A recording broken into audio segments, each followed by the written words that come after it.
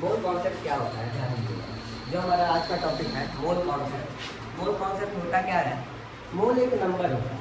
अगर बात करें मोल क्या होता है, तो मोल एक नंबर होता है। मोल क्या होता है? मोल एक नंबर होता है और इसी को एवोगैड्रो नंबर भी बोलते हैं। क्या बोलते हैं? एवोगैड्रो नंबर बोलते हैं। तो मोल क्या है? मोल एक नंबर है। Mole is a number. Mole is a number जिसकी वैल्यू कितनी होती है, इसको एवोगैड्रो नंबर भी बोलते हैं। इसको क्या बोलते हैं? एवोगैड्रो नंबर के बराबर भी बोलते हैं। कि मोल एक नंबर होता है, मोल एक नंबर होता है जिसकी वैल्यू किसके बराबर होती है? एवोगैड्रो नंबर के बराबर होती है। एवोगैड्रो नंबर के बराबर होती है। अब ये वैल्यू कितना होती है? ये वैल्यू कितना होती है, मतलब कि 1 मोल सर किसके बराबर हो सकता है? तो 1 मोल जो होता है 6.022 इंटू 10⁻23। ठीक है। कभी कभी कहीं बुक में 6.023 इंटू 10⁻23 लिखा है। बातें समझ में आ रहा है? तो मोल एक नंबर है, मोल एक नंबर है जो एवोगैड्रो नंबर के क्या होता है? बराबर होता है। अब कैसे समझेंगे कि कैसे समझेंगे सर मोल कैसे डिफाइन किया जाएगा, तो वो बात ध्यान दीजिएगा। ठीक है। तो जैसे कि लिखा गया 1 मोल ऑक्सीजन। क्या बोला गया? 1 मोल ऑक्सीजन। तो इसका मतलब क्या समझे? 1 मोल ऑक्सीजन का मतलब क्या समझे? इसका मतलब ये होता है कि ऑक्सीजन कितना होगा? ऑक्सीजन कितना होगा? 6.022 इंटू 10⁻23। समझ आ रहा है? ऑक्सीजन के पार्टिकल्स क्लियर है? 1 मोल ऑक्सीजन का मतलब इतने पार्टिकल्स, इतने मोल्स होंगे, मतलब इतने पार्टिकल्स उसमें मतलब इन्वॉल्व होंगे, एटम्स होंगे, मॉलिक्यूल। समझ आ रहा है? क्लियर है? तो ये 1 मोल होता है। समझ आ रहा है? 1 मोल का मतलब ये हुआ, 1 मोल ऑफ ऑक्सीजन का मतलब ये हुआ कि ऑक्सीजन में कितने एटम्स प्रेजेंट है। तो कितने एटम प्रेजेंट है? 6.022 इंटू 10⁻23। तो मोल एक नंबर होता है। जनरली बस मोल की बात करें तो मोल एक नंबर होता है। ठीक है। मोल एक नंबर होता है। क्लियर है ना? जिसकी वैल्यू कितनी होती है? 6.023 या 22 इंटू 10⁻23। बातें क्लियर है? अब इसके बाद आते हैं जनरली मोल का काम क्या होता है? सर मोल का जनरली काम बता दीजिए कि मोल यही करता है। तो जैसे आप लोग कभी भी एक पूल देखे होंगे, जैसे कि पानी भरा हुआ है, पानी लगा हुआ है और एक पूल है हमारा। पूल क्या करता है? इंसान को इस पार से उस पार क्या करता है? पहुंचाता है। पूल क्या करता है? पूल इंसान को यहाँ से उठाता है, यहाँ पहुंचाता है। मतलब कि एक जगह से दूसरी जगह को क्या करता है? जोड़ता है। एक जगह से दूसरी जगह को क्या करता है? जोड़ता है। इसी तरह हमारा मोल भी होता है। इसी तरह हमारा क्या होता है? मोल भी होता है। मोल भी एक को दूसरे से क्या होता है? जोड़ता है। आप सोच रहे होंगे कि सर किसको जोड़ता है? तो ये रिलेशन बैठाता है। ये क्या करता है? रिलेशन बैठाता है, या दो पैरामीटर को आपस में क्या करता है? जोड़ता है। क्या करता है? दो पैरामीटर को आपस में क्या करता है? जोड़ता है। मतलब कि दो चीजें हैं, उन दोनों चीजों को आपस में क्या करेगा? कंबाइन कराएगा और इन दोनों के बीच रिलेशनशिप दिखाएगा। बात समझ में आ रहा है? अब किसके किसके बीच रिलेशन बताता है, तो ध्यान दीजिएगा। जो मोल्स होते हैं वो atomic mass and molecular mass के बीच संबंध बताता है, रिलेशन बताता है। किसके किसके बीच बताता है? Atomic mass and molecular mass के बीच संबंध बताता है। उन दोनों पैरामीटर को आपस में क्या करता है? जोड़ता है। ठीक है। किन दो पैरामीटर को जोड़ रहा है? Atomic mass and molecular mass आपस में जोड़ रहा है। सारी बातें अभी धीरे धीरे बता। क्लियर है? बातें समझ में आ रही है यहाँ पर कि ये एक पैरामीटर होता है। जैसे एक पूल का काम होता है किसी भी दो चीजों को जोड़ना, इसी तरह किसका काम होता है? हमारा मोल का काम होता है दो पैरामीटर को आपस में जोड़ना। बातें क्लियर है? अब इसके बाद ध्यान देगा, ये क्या होता है? ये डिपेंड किस पे करता है? मोल जो होता है, मोल डिपेंड करता है किस पे? ये दो फैक्टर्स पे डिपेंड करता है। किस पे डिपेंड करता है? दो फैक्टर्स पे। एक तो एटम्स एंड मॉलिक्यूल्स पे डिपेंड करता है। दो फैक्टर है किस पे? पहला एटम एंड मॉलिक्यूल्स पे। किस पे डिपेंड करता है? एटम एंड मॉलिक्यूल्स को। एटम्स को हिंदी में परमाणु बोलते हैं, मॉलिक्यूल्स को अणु बोलते हैं। और दूसरा किसको कहते हैं? दूसरा इनमें उपस्थित होने वाले, इनमें उपस्थित जैसे एटम या परमाणु है, इसमें जो सबस्टांस उपस्थित हो वो कितना उपस्थित है। मतलब कि ये हो गया number of particle present in the atom. मतलब कि कितने पार्टिकल प्रेजेंट है इसमें? Number of particle present in the atom या मॉलिक्यूल। एटम समझ आ रहा है? ये किसके किसके बीच रिलेशन बताता है? मोल, एटम, मॉलिक्यूल और number of particle present in the atom. बातें क्लियर है? समझ में आ रहा है? तो ये इन दोनों के बीच अभी तक तो रिलेशन बात कर रहा है। अब बात ध्यान दीजिएगा, मोल जो होते हैं रिलेशनशिप तीन चीजों में और बढ़ जाते हैं। अब यहाँ से आप लोग का मेन कॉन्सेप्ट स्टार्ट होता है। तो ध्यान दीजिएगा, यहाँ तक हो गया, आगे ध्यान दीजिए। जो मोल होते हैं ये मिटा दें, क्या रहने मोल जो होते हैं ये तीन चीजों पहला देखिए, जो नंबर ऑफ मोल्स है उसको स्मॉल एन से रिप्रेजेंट करते हैं। इसको क्या बोलते हैं? Number of moles. क्या बोल सकते हैं? Number of moles. ये नंबर ऑफ मोल्स जो होता है मॉलिक्यूलर मास से कैसे संबंध बैठाता है? किसके साथ? मॉलिक्यूलर मास के साथ। अब ध्यान दीजिएगा, अब आपको तो मास तो पता होगा, जैसे कि आप में से कोई भी इंसान हो या अपने आप को समझ हो कि आप मार्केट गए, आप क्या होगा? मार्केट गए, मार्केट से आपको बोला जा रहा है कि नमक लेके आओ। क्या लेके आओ? नमक, सॉल्ट लेके आओ। कितना बोला गया? बोला गया, हम इसका पॉइंट में लेंगे तो कोई घबराने की बात नहीं है, बोल दिए 585 ग्राम नमक लेके आओ। ठीक है, आपसे ये सिंपल लैंग्वेज में बोला गया, बाजार जाओ और 585 ग्राम नमक NaCl लेके आओ, सॉल्ट लेके आओ। ठीक है, आप तो लेते आएंगे, आप तो 585 ग्राम लेते आएंगे अगर मिलेगा तो। लेकिन आपसे पूछ दिया जाए कि आप कितना मोल नमक लेके आए, आपसे ये बात पूछ दिया गया कि आप कितना मोल बाजार गए और कितना मोल नमक लेके आए, तो ये नहीं बता पाएंगे जब तक आप मोल कॉन्सेप्ट नहीं बता पड़ेंगे। तो आपने गए बाजार और कितना लाए? 585 ग्राम। तो ध्यान दीजिएगा कैसे मोल्स का पता करेंगे। मोल्स इक्वल टू होता है, एक फॉर्मूला होता है, मास अपॉन मॉलिक्यूलर मास या molar mass. Molar mass, mole number of moles equal to होता है मास अपॉन मॉलिक्यूलर मास या मोलर मास।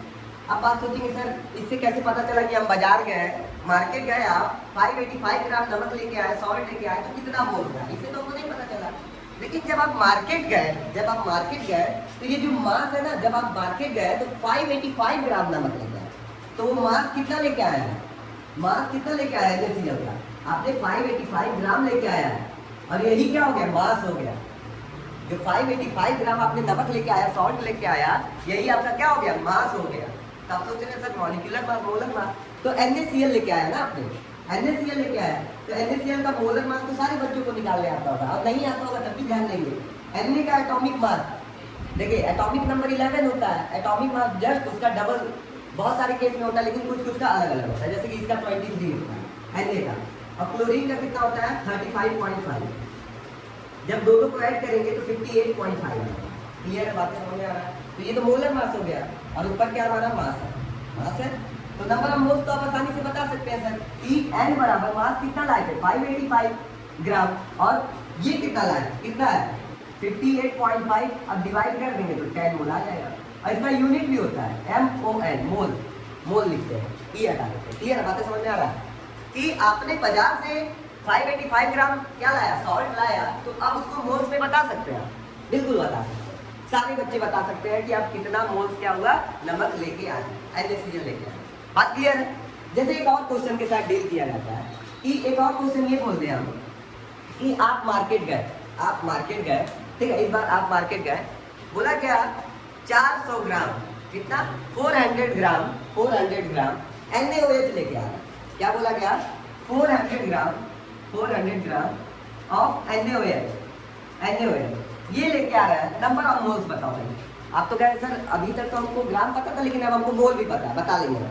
तो 400 ग्राम आपने लेके आया, 400 ग्राम लेके आया, तो वो तो मास हो गया। अब मोलर मास सारे बच्चों को निकालने आता है, तो कितना होगा? देखो मास कितना दिया? 400, और मोलर मास Na का 23, ऑक्सीजन का 60, 39 और हाइड्रोजन का 140, तो कितना होगा? 10 मोल। बातें समझ में आ रहा है? इससे हम इजीली सिंपल क्वेश्चन को क्या कर सकते हैं? सॉल्व कर सकते हैं। बातें क्लियर हो गई होगी?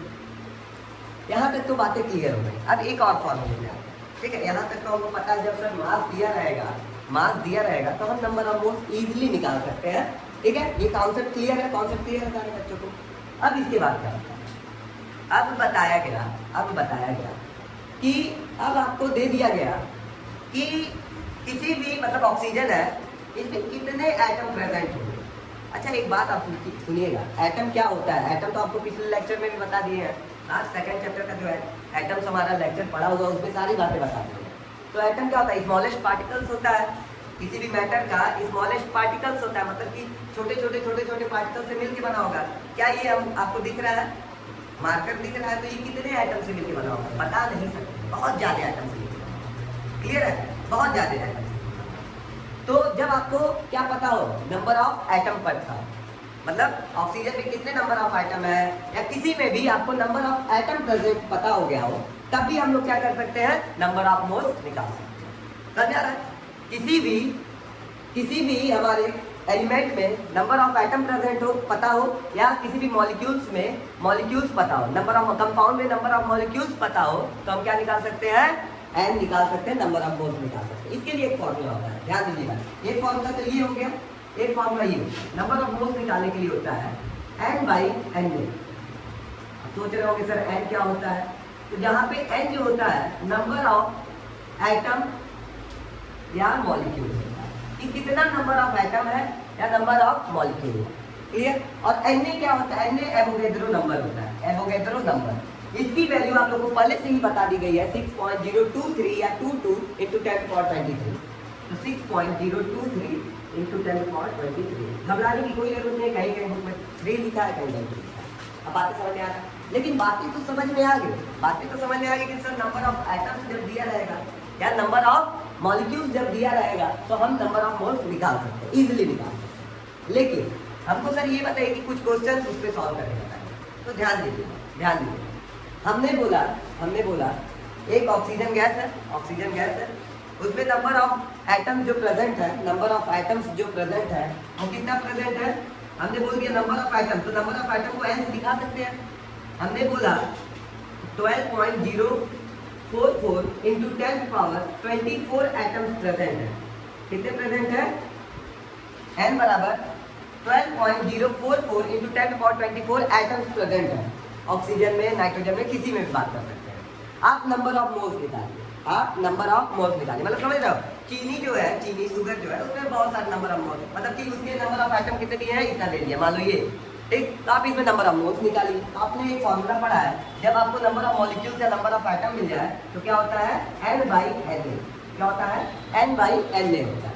एन क्या होता है? एन की वैल्यू रखिए 12.044 इंटू 10⁻24, क्लियर है? और नीचे क्या है? Avogadro number 6.022 into 10⁻23। बातें क्लियर है? यहाँ तक तो समझ में आ रहा है? इसके बाद सिंपल सा डिवाइड है, ये देखिए इसे 2 टाइम से कैंसिल हो जाएगा, और ये देखिए 23 से 23 कैंसिल, बस एक बच गया 24 था, तो माइनस हो जाता है। 24 में से 23 माइनस कर सकते हैं, 23 माइनस कर सकते हैं, तो 10⁻1, तो 10⁻1 मतलब 10 इंटू 2 20, तो कितना है? 20 होगा। बात समझ में आ रहा है? बात समझ आ? जब नंबर ऑफ आपको एटम्स दे दिया हो, नंबर ऑफ मॉलिक्यूल्स दे दिया हो, तो आप क्या निकाल सकते हैं? इजीली क्या निकाल सकते हैं? नंबर ऑफ मोल्स इजीली निकाल सकते हैं। बातें क्लियर है? ध्यान दीजिएगा। एसटीपी का अगर हम फुल फॉर्म बताएं, एसटीपी का फुल फॉर्म बताएं तो स्टैंडर्ड टेम्परेचर एंड प्रेशर। क्या होता है? एस से स्टैंडर्ड टेम्परेचर प्रेशर। बातें समझ में आ रहा है? Standard temperature pressure. अब ध्यान दीजिएगा, स्टैंडर्ड टेम्परेचर प्रेशर की जरूरत क्यों पड़ी? ठीक है, मान लीजिए आप कोई भी रिएक्शन भारत में करा रहे हैं, इंडिया में करा रहे हैं, ठीक है, किसी भी समय, तो वहाँ पे कुछ टेम्परेचर होगा और कुछ प्रेशर होगा। जैसे मान लीजिए हैं कि इस समय अगर कराया जाए, जुलाई के महीने में अगर हम कोई भी रिएक्शन कराते हैं तो 27 से 28 डिग्री सेल्सियस लगभग हो सकता है, ठीक है, यहाँ पे। और यही रिएक्शन हम कहाँ कराएं? अदर कंट्री में कराएं, जैसे कि रसिया में कराएं या जर्मनी में कराएं, तो ठंडा देश है। ये क्या है? रसिया जो होता है ठंडा देश होता है, मतलब कि वहाँ पे ठंडी ज़्यादा पड़ती है, ठीक है। तो वहाँ पे जो टेम्परेचर होगा वो क्या होगा? थोड़ा सा कम होगा, यहाँ पे थोड़ा क्या बहुत कम होगा, माइनस में भी हो सकता है, हाँ, -2 -3 डिग्री सेल्सियस हो सकता है। तो एक बात बताइए, अगर कोई रिएक्शन टेम्परेचर डिपेंडेंट है, अगर कोई रिएक्शन क्या है? टेम्परेचर डिपेंडेंट है, अगर कोई रिएक्शन टेम्परेचर डिपेंडेंट है, टेम्परेचर पे डिपेंड कर रहा है, तो रिएक्शन जो होगा आपके और वहाँ पे जो हो रहा है एक ही समय स्टार्ट हुआ है, दोनों 10 बजे स्टार्ट हो रहा है। दोनों कितने बजे स्टार्ट हो रहा है? 10 बजे स्टार्ट हो रहा है। तो हो सकता है आपका रिएक्शन जो है 10:05 में खत्म हो जाए और उनका रिएक्शन 2 घंटा चल जाए, ऐसा हो सकता है, क्योंकि टेम्परेचर डिपेंडेंट है, टेम्परेचर अलग अलग है, वो माइनस पे है, -2 डिग्री सेल्सियस, यहाँ पे 30 डिग्री सेल्सियस। तो इसलिए सारे कंट्री ने, ऑल कंट्री ने मिलकर एक सुझाव बनाया। सुझाव क्या बनाया? उन्होंने बोला कि जो रिएक्शन आप अपने जगह घर पे करोगे, मतलब इंडिया में करोगे और रसिया में करेगा, कोई चाइना में करेगा, कोई अमेरिका में करेगा, वो सब उस रिएक्शन को एक स्टैंडर्ड टेम्परेचर प्रेशर को लेके करेंगे। क्या करेंगे, स्टैंडर्ड टेम्परेचर प्रेशर को मान के करेंगे। तो स्टैंडर्ड टेम्परेचर क्या होता है, मतलब कितना टेम्परेचर स्टैंडर्ड माना गया। अब बात तो यहाँ आ गई कि टेम्परेचर को सर कितना स्टैंडर्ड मान दिया गया। तो टेम्परेचर को जो था 273.15 केल्विन को क्या किया गया, स्टैंडर्ड माना गया। स्टैंडर्ड किसको माना गया, 273.15 को स्टैंडर्ड माना गया। तो केल्विन इसका मतलब होता है 0 डिग्री सेल्सियस। इसका मतलब होता है 0 डिग्री सेल्सियस को स्टैंडर्ड टेम्परेचर माना गया। मतलब क्या हुआ, जो टेम्परेचर पे इस 0 डिग्री सेल्सियस पे हम लोग भी रिएक्शन बैठाएंगे, ऐसा सेटअप बैठाएंगे, वही रिएक्शन रसिया में भी होगा, अमेरिका में भी 0 डिग्री सेल्सियस। बातें समझ में आ रही, इसलिए इसकी जरूरत है। और हाँ, जो प्रेशर होता है वो कितना होता है, 1 बार होता है। कितना होता है, 1 बार। ठीक है, 1 बार होता है। ठीक है, 1 ATM प्रेशर 1 बार है, ये दोनों। ठीक है, क्लियर है, यहाँ तक बात समझ में आ रहा है। इतने टेम्परेचर एंड प्रेशर पे क्या होता है, हम लोग वहां पे रिएक्शन को करते हैं। ठीक है, क्लियर हो गया। अब इसके बाद ध्यान दीजिएगा, स्टैंडर्ड टेम्परेचर प्रेशर की तो बात हो गई, स्टैंडर्ड टेम्परेचर प्रेशर की बात हो गई। अब इसके बाद हम लोग बात करेंगे, थोड़ा सा ध्यान दीजिएगा, कि गैस के बारे में। जो गैस होता है ना, गैस का तो कोई वॉल्यूम होता नहीं है। गैस का कोई वॉल्यूम होता नहीं है। ये हम क्लास 9 10th में हम लोग पढ़े हैं कि सर गैस का कोई वॉल्यूम नहीं होता, जहाँ पे रखते फैल जाता है, गैस का कोई वॉल्यूम नहीं है। क्लियर, यहाँ तक तो बातें बोल दी गई कि सर गैस का कोई भी वॉल्यूम नहीं होता है, गैस का कोई एटम नहीं होता है। ठीक है, बातें समझ में आ रही है कि हाँ सर मान लेते हैं। लेकिन जब नंबर ऑफ मोल्स की खोज हुई, जब नंबर ऑफ मोल्स के बारे में बच्चों की जानकारी हुई, इसके बारे में मोल्स के बारे में बच्चों को जानकारी हुई, तब गैस का वॉल्यूम भी आया। तब क्या आया, गैस का वॉल्यूम भी आया। अब कैसे डिफाइन करेंगे, जैसे ऑक्सीजन गैस है, क्या ऑक्सीजन गैस है या कोई भी गैस है, कोई भी एनी गैस, अगर वो 22.4 लीटर है, कितना 22.4 लीटर है, कोई भी गैस एनी गैस कितने अमाउंट में है, 22.4 लीटर में है, तो मतलब क्या हो जाता है, वो 1 मोल उसका क्या हो जाता है, आयतन हो जाता है, वॉल्यूम हो जाता है। क्लियर है, समझ में आ रहा है, समझ में आ रहा है कि अगर कोई गैस एनी गैस कितना हो, 22.4 लीटर हो, समझ में आ रहा है, 22.4 लीटर हो, तो उस गैस का जो वॉल्यूम होगा ना, वो कितना होगा, 1 मोल होगा। क्लियर है, बातें समझ में आ रहा है, क्लियर है कि सॉरी इसका वॉल्यूम तो दिया हुआ है, सॉरी वॉल्यूम 22.4 लीटर हो तो कितना हो जाएगा, 1 मोल हो जाएगा। बातें समझ में आ रहा है, फिर से एक बार रिपीट कर देना है। अगर कोई गैस 22.4 लीटर है, 22.4 लीटर है, तो वो कितना होगा, 1 मोल के बराबर होगा। अब समझ में आ गया, 1 मोल के बराबर होगा। जैसे कि एग्जांपल ऑक्सीजन गैस है, कोई भी गैस ऑक्सीजन गैस है, ये कितना है, 44.8 लीटर है। कितना है, 44.8 लीटर। हमने बोला कि कोई गैस एनी गैस 22.4 लीटर होगा तो वो 1 मोल के बराबर है। तो 44.8 लीटर होगा तो कितने मोल के बराबर होगा, जस्ट उसका डबल, तो ये 2 मोल। बातें समझ में आ रहा है, रिलेशन बैठा पा रहा है। लेकिन इस क्वेश्चन को हम सॉल्व कैसे करेंगे, सर कोई फॉर्मूला देखो, तो ध्यान दीजिए, यहाँ पे एक फॉर्मूला होता है, n बराबर नंबर ऑफ मोल्स बराबर Vg अपॉन 22.4। ठीक है, अब Vg का मतलब क्या होता है, Vg का मतलब नहीं कि आपका और Vg है, हाँ किसी से बात कर रहा है Vg है, ये Vg है। Vg का मतलब होता है वॉल्यूम ऑफ गैस। क्या होता है, वॉल्यूम ऑफ गैस, किसी भी गैस का वॉल्यूम। या याद करने का तरीका है कि कॉल पे Vg है, क्या है, कॉल पे Vg है, Vg अपॉन 22.4। ठीक है। तो अब 22.4 लीटर हो गया, तो बोला गया वॉल्यूम ऑफ गैस, किसी भी गैस का वॉल्यूम कितना है, 44.8 लीटर।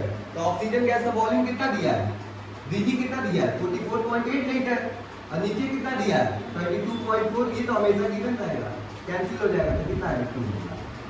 बातें समझ में आ गई, तो इस तरह में ठीक। तो इस तरह हम बहुत सारे क्वेश्चंस को क्या कर सकते हैं, सॉल्व कर सकते हैं। जैसे एक और क्वेश्चन ले सकते हैं, जैसे कि बोल दिया गया नाइट्रोजन गैस जो है 22.4 लीटर ही है, तो कितना मोल होगा भाई, 22.4 बाई 22.4 1 मोल होगा। क्लियर है, बात समझ में आ रहा है, अच्छे से समझ में आ गया। तो ये 3 फॉर्मूले होते हैं जिससे हम नंबर ऑफ मोल इजीली निकाल सकते हैं। इससे नंबर ऑफ मोल्स क्या कर सकते हैं, इजीली निकाल सकते हैं, कोई भी डाउट नहीं होगा। ठीक है, तो यहाँ तक तो बातें समझ में आ गई। अब बातें थोड़ा और आगे बढ़ाते हैं। कभी कभी क्वेश्चन क्या होता है, n बराबर भी इतना है, इस n बराबर भी इतना है, ये n बराबर भी इतना है। तो क्या ये तीनों भी आपस में बराबर होंगे कि नहीं होंगे? हाँ, ये n सब जगह नंबर ऑफ मोल्स है ना, तो नंबर ऑफ मोल्स के 3 फॉर्मूले मिले, ये इसके बराबर है, ये इसके बराबर है, ये इसके बराबर है, तो ये तीनों आपस में बराबर होंगे कि नहीं होंगे? होंगे, बिल्कुल होंगे।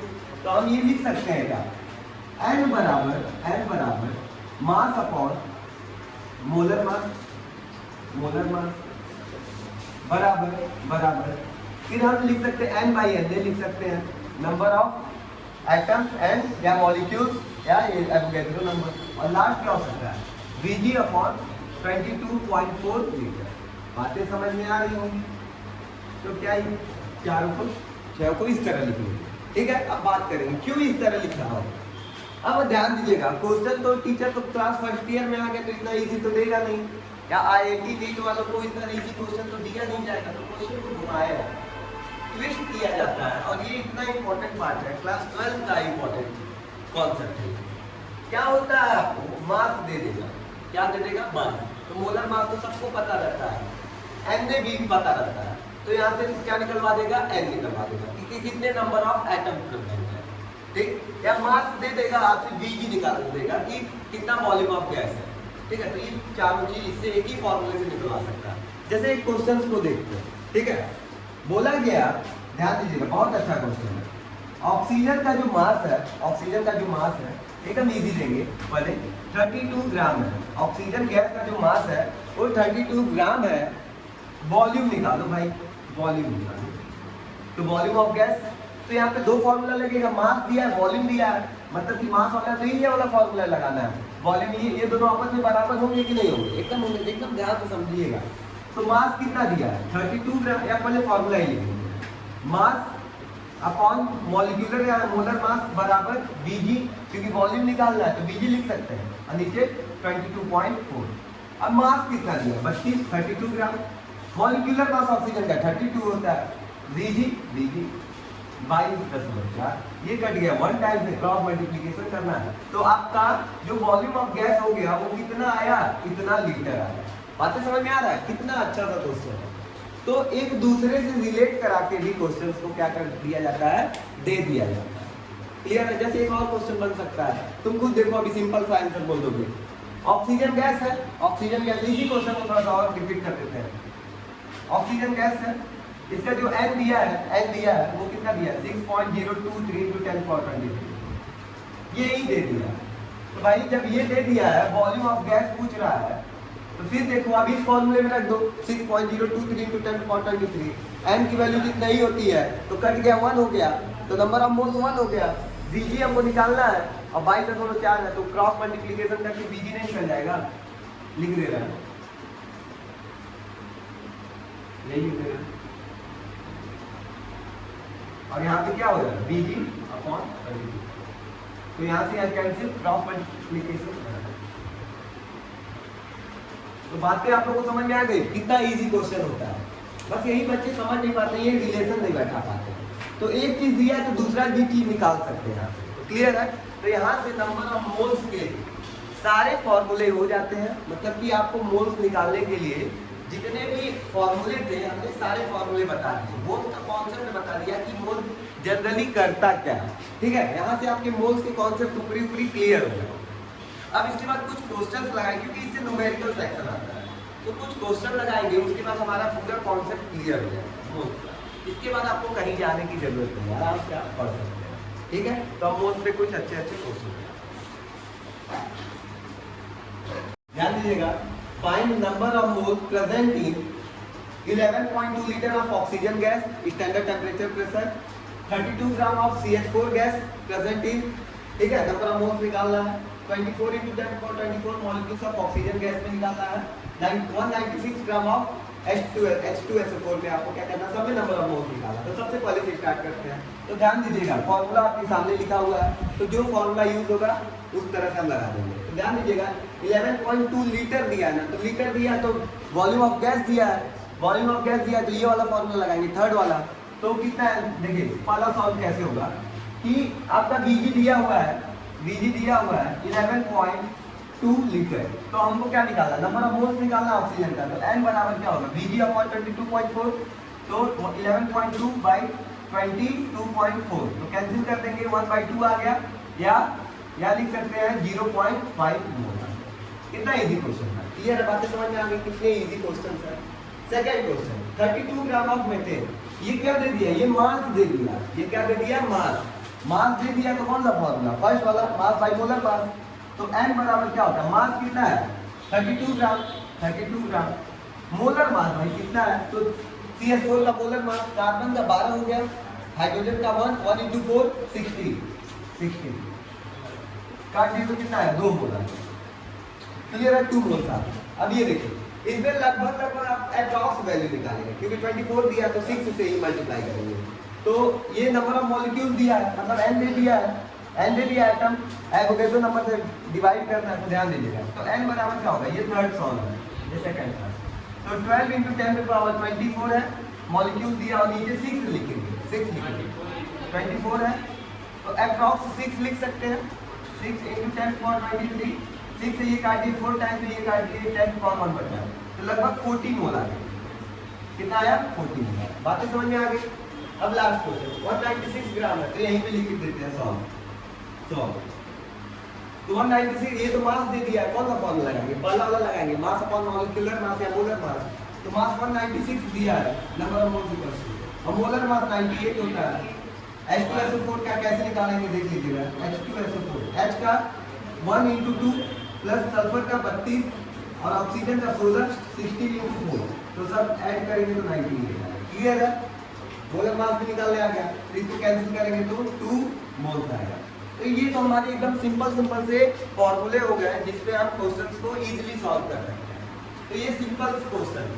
कब आते हैं स्टेप 2 पे, जो और बेहतरीन क्वेश्चन को हम लोग देखेंगे, क्लियर है, ध्यान दीजिएगा, 2 क्वेश्चन और है, वी है 12 into 10 to power 24 molecule of oxygen, मतलब ऑक्सीजन के आपको मॉलिक्यूल दे दिया, मतलब n पता चल गया, find the mass and volume. अब आपको देखिए n पता चल गया, मास निकालना है, वॉल्यूम निकालना है, तीनों एक दूसरे से रिलेशन बैठाता है ना, तो पहले इन दोनों को एक दूसरे से कंपेयर कर लीजिए, फिर इन दोनों को एक दूसरे से कंपेयर कीजिए। ध्यान दीजिएगा, अगर आपको मॉलिक्यूल पता है तो हम ये वाला फॉर्मूला लगा सकते हैं, इसमें से 2 को एक साथ ले लेते हैं, तो क्या लिख सकते हैं, mass by molar mass equal to n, n हमको पता है, n कितना है 12 into 10 to power 24, और Avogadro number 6 into 10 to power 23, यहाँ तक क्लियर है, ये समझ लिख सकते हैं। हमको पहले मास निकालना है, मास, तो ये दोनों भी लिख सकते हैं क्योंकि ये भी n के बराबर है, तो मास निकाल, मोलर मास, ऑक्सीजन का मोलर मास सारे बच्चों को पता होता है 32, कितना होता है 32, मोलर मास कितना होगा 32, तो हम इसकी जगह 32 लिख सकते हैं, सॉरी 32, 6 से ये कैंसिल हो गया 2 टाइम्स में, ये कैंसिल हो गया 10 टाइम्स में, 2 into 10 एंड 20, और 20 इधर मल्टीप्लाई में होगा, तो मास इक्वल टू क्या होगा 20 into 32, तो ये हो जाएगा 64, 640 हमारा मास हो जाएगा, मतलब इतना ग्राम हमारा मास आ गया, क्लियर है।